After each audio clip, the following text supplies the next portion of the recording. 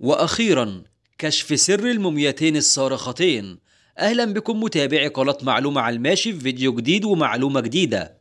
هناك مومياتين صارختين، أحدهما لسيدة والأخرى لرجل، ومما زاد من غموض الأمر أن كلا المومياتين من الأمراء، والمومياتين تم العثور عليهما وهم فاتحين أفواههم، يبدو وكأن موتهم شهد رعبا عظيما ووجههم يملأه الألم، والسؤال عن ذلك الألم الذي لا يزال مستمرا منذ أكثر من 3000 سنة وحتى يومنا هذا. أعلن عالم الآثار المصري الدكتور زاهي حواس عن حل لغز مومياء المرأة الصارخة، والتي وجدت في الخبيئة الملكية في الدير البحري في الأقصر، وذلك في عام 1881 عن توصله هو والدكتورة سحر سليم أستاذة الأشعة بجامعة القاهرة والمتخصصة في أشعة الآثار، واكتشف سر موتها، وذلك باستخدام جهاز الأشعة المقطعية، والذي أكد إصابتها بتصلب شديد في شرايين القلب التاجية،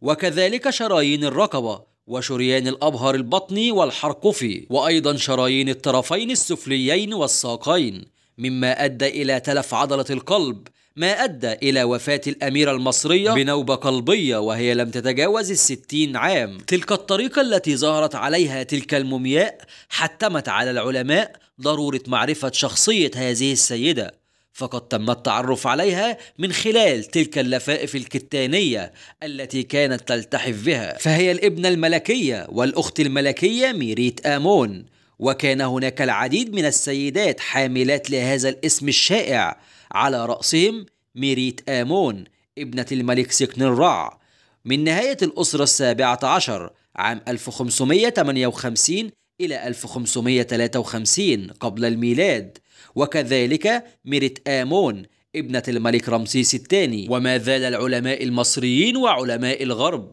يحاولون اكتشاف أسرار وخبايا جديدة للفراعنة. وبكده يا أصدقائي كون وصلت لنهاية الفيديو بتاع النهاردة. لو حابين تعرفوا وتتابعوا معلومات أكتر وأكتر اعملوا لايك للفيديو واشتركوا في القناة وفعلوا معايا زرار الجرس علشان توصل لكم الفيديوهات بالمعلومات أول بأول. والسلام عليكم ورحمة الله وبركاته.